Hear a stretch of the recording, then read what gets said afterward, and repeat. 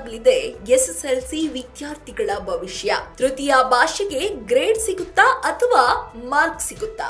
ಸದ್ಯ ರಾಜ್ಯದ ವಿದ್ಯಾರ್ಥಿಗಳು ಹಾಗೂ ಪೋಷಕರಲ್ಲಿ ಭಾರಿ ಕುತೂಹಲ ಮತ್ತು ಗೊಂದಲಕ್ಕೆ ಕಾರಣವಾಗಿರುವ ಈ ವಿಚಾರ ಇದೀಗ ನ್ಯಾಯಾಲಯದ ಅಂಗಳಕ್ಕೆ ತಲುಪಿದೆ. ತೃತೀಯ ಭಾಷೆ ವಿಷಯದಲ್ಲಿ ಮಾರ್ಕ್ಸ್ ನೀಡಬೇಕಾ ಅಥವಾ ಗ್ರೇಡ್ ನೀಡಬೇಕಾ ಅನ್ನೋ ವಿಚಾರಕ್ಕೆ ಸಂಬಂಧಿಸಿದಂತೆ ಇಂದು ಮಹತ್ವದ ವಿಚಾರಣೆ ನಡೆಯಲಿದೆ. ಇದಕ್ಕೂ ಮೊದಲು ಹೈಕೋರ್ಟ್ ಸ್ಪಷ್ಟವಾಗಿ ಸೂಚನೆ ನೀಡಿತ್ತು. ತೃತೀಯ ಭಾಷೆಗೆ ಗ್ರೇಡ್ ಬೇಡ, ವಿದ್ಯಾರ್ಥಿಗಳಿಗೆ ಮಾರ್ಕ್ಸ್ ನೀಡಬೇಕು ಎಂದು.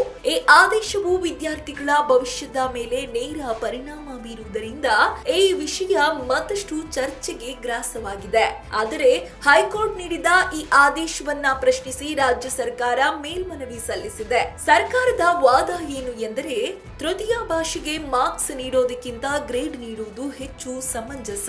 ಇದು ವಿದ್ಯಾರ್ಥಿಗಳ ಮೇಲೆ ಒತ್ತಡವನ್ನ ಕಡಿಮೆ ಮಾಡುತ್ತದೆ ಮತ್ತು ಮೌಲ್ಯಮಾಪನವನ್ನ ಸುಲಭಗೊಳಿಸುತ್ತದೆ ಎಂದು ಸರ್ಕಾರ ವಾದಿಸುತ್ತಿದೆ. ಇಂದು ಸರ್ಕಾರ ಸಲ್ಲಿಸಿರುವ ಮೇಲ್ಮನವಿ ಅರ್ಜಿ ನ್ಯಾಯಪೀಠದ ಮುಂದೆ ವಿಚಾರಣೆಗೆ ಬರಲಿದೆ. ಈ ವಿಚಾರಣೆ ಕೇವಲ ಕಾನೂನು ವಿಚಾರಣೆಯಲ್ಲ, ಸಾವಿರಾರು ವಿದ್ಯಾರ್ಥಿಗಳ ಭವಿಷ್ಯವನ್ನ ನಿರ್ಧರಿಸುವ ಮಹತ್ವದ ಕ್ಷಣ.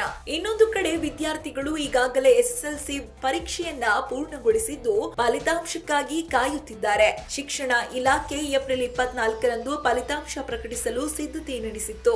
ಆದರೆ ಈ ತೃತೀಯ ಭಾಷೆಯ ಗೊಂದಲದಿಂದಾಗಿ ಫಲಿತಾಂಶ ಪ್ರಕಟಣೆಯ ಮೇಲೂ ಪರಿಣಾಮ ಬೀರುವ ಸಾಧ್ಯತೆ ಇದೆ. ವಿದ್ಯಾರ್ಥಿಗಳಲ್ಲಿ ಈಗ ಒಂದು ದೊಡ್ಡ ಪ್ರಶ್ನೆ, ನಮ್ಮ ರಿಸಲ್ಟ್ ಹೇಗಿರುತ್ತದೆ? ಮಾರ್ಕ್ಸ್ ಆಧಾರಿತವಾಗಿ ಫಲಿತಾಂಶವೇ ಅಥವಾ ಗ್ರೇಡ್ ಆಧಾರಿತ ಮೌಲ್ಯಮಾಪನವೇ? ತೃತೀಯ ಭಾಷೆ ಸಾಮಾನ್ಯವಾಗಿ ಕಡಿಮೆ ಪ್ರಾಮುಖ್ಯತೆಯ ವಿಷಯ ಎಂದು ಹಲವರು ಭಾವಿಸಿದ್ರು. ಒಟ್ಟಾರೆ ಫಲಿತಾಂಶದ ಮೇಲೆ ಅದರ ಪ್ರಭಾವ ಮಹತ್ವದ್ದಾಗಿದೆ. ವಿಶೇಷವಾಗಿ ಪರ್ಸೆಂಟೇಜ್ ಲೆಕ್ಕಾಚಾರದಲ್ಲಿ ಇದು ಪ್ರಮುಖ ಪಾತ್ರ ವಹಿಸುತ್ತದೆ. ಪೋಷಕರು ಕೂಡ ಆತಂಕದಲ್ಲಿದ್ದಾರೆ.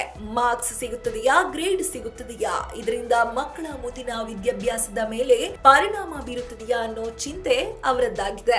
ಇನ್ನೊಂದು ಮುಖ್ಯ ಅಂಶ, ಯಾವ ನಿರ್ಧಾರ ತೆಗೆದುಕೊಳ್ಳಲಾಗುತ್ತದೆ ಅನ್ನೋದರ ಮೇಲೆ ಮುಂದಿನ ವರ್ಷಗಳಿಗೂ ಇದೇ ಮಾದರಿ ಮುಂದುವರಿಯುವ ಸಾಧ್ಯತೆ ಇದೆ. ಅಂದರೆ ಇದು ಕೇವಲ ಈ ವರ್ಷದ ವಿದ್ಯಾರ್ಥಿಗಳ ವಿಷಯವಲ್ಲ, ಭವಿಷ್ಯದ ವಿದ್ಯಾರ್ಥಿಗಳಿಗೂ ದಿಕ್ಕು ತೋರಿಸುವ ನಿರ್ಧಾರ.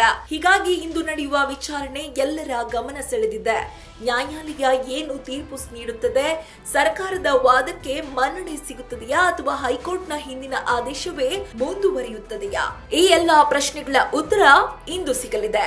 ಒಟ್ಟಾರೆ ಎಸ್ಎಸ್ಎಲ್ಸಿ ತೃತೀಯ ಭಾಷೆಯ ಭವಿಷ್ಯ ಇಂದು ನಿರ್ಧಾರವಾಗಲಿದೆ. ವಿದ್ಯಾರ್ಥಿಗಳ ಕಣ್ಣುಗಳು ನ್ಯಾಯಾಲಯದ ತೀರ್ಪಿನತ್ತ ನೆಟ್ಟಿವೆ ಮತ್ತು ಈ ತೀರ್ಪು ಅವರ ಭವಿಷ್ಯದ ದಿಕ್ಕನ್ನು ನಿರ್ಧರಿಸಲಿದೆ. ಇದು ಹೊತ್ತಿನ ಅಪ್ಡೇಟ್ಸ್. ಇನ್ನಷ್ಟು ಸುದ್ದಿಗಳಿಗಾಗಿ ನೋಡ್ತಾ ಇರಿ ಸಪ್ತಾಶ್ವ ಟಿವಿ.